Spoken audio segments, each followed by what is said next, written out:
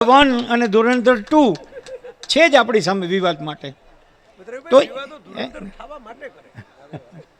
એ વખતે જ્યારે કોમેન્ટ થઈ હતી ત્યારે મને યાદ છે કે હું અહીંથી બોલ્યો હતો કે અમને વાંધો નથી સાહેબ, બાપુને પણ વાંધો નથી કે એના બધે નહીં બોલાવીએ, પણ તમે બાપુ સરીખો કોઈ બતાવો તો ખરા અમને, કે જે બાપુને સ્થાને અમે બોલાવીએ એવું હોય ત્યારે કહેજો.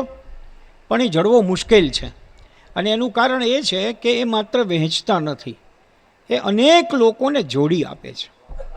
હું તો એવું માનું છું કે રામાયણમાં જે સેતુબંધ થયો એ રામ અને બીજા વાનરોએ કર્યો, પણ અત્યારે વ્યક્તિત્વને મેળવવાનો સેતુબંધ છે એ બાપુ કરી રહ્યા છે.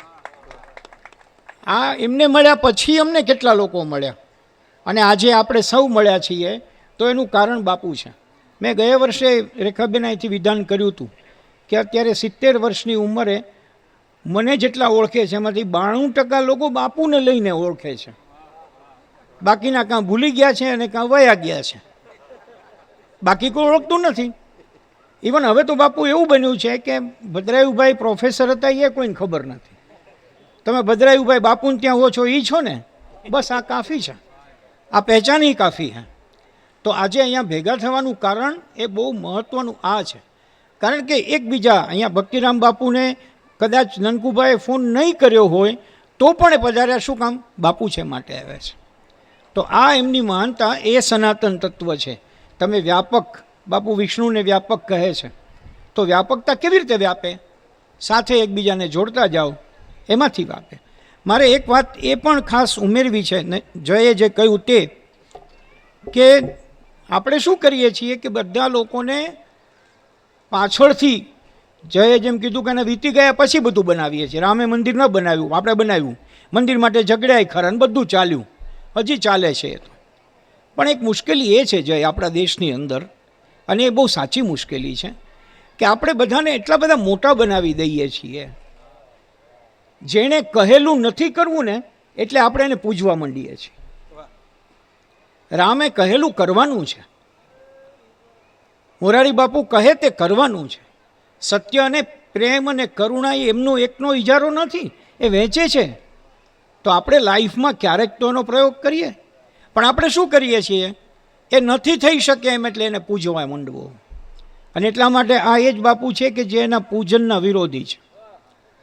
અત્યારના તમને કોઈ સંત એવો નહીં મળે કે જે હિંડોળા ઉપર હિચકતો હોય તો આગળ એક ટેબલ હોય અને બાજુની અંદર એવી બધાની સજ્જડ વ્યક્તિઓ, એક બાજુ નિલેશભાઈ, એક બાજુ ખેતસીભાઈ બેઠા હોય કે એને અતિક્રમવા બહુ મુશ્કેલ પડે. નહીંતર એ પણ કરી શકે છે, ટેબલ હટાવો, કરવા દો ચરણ સ્પર્શ.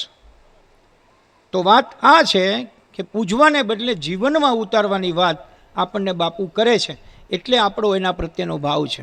કૂવાવાળી વાત તો બહુ જાણીતી છે, જયે કહી તે.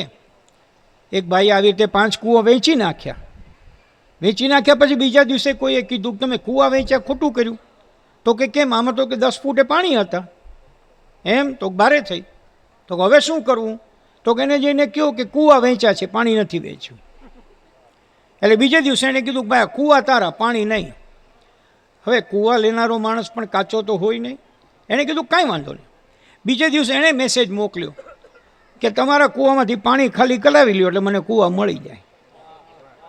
સનાતન એ છે કે જેનું પાણી ખાલી ન થઈ શકે એવો કૂવો છે.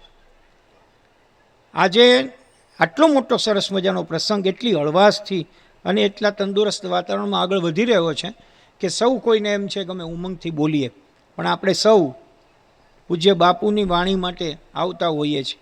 આમ તો ઘણીવાર એવું બને કે 3-4 કલાક વીતે પછી આપણે એમ બોલીએ કે જેને સાંભળવા આપણે આતુર છીએ, અને પછી એમ પણ બોલીએ કે બાપુની ઈચ્છા હોય તેટલું બોલે. બાપુની ઉપર જે શ્રવણનો મારો ચલાવ્યો હોય એ પાછા આપણે જ હોઈએ. પણ આજના શ્રવણના મારાને ક્ષમ્ય ગણીને પણ બાપુને વિનંતી કરું કે તેઓ નિર્બંધ રીતે પોતાની આશીર્વાદ આપે.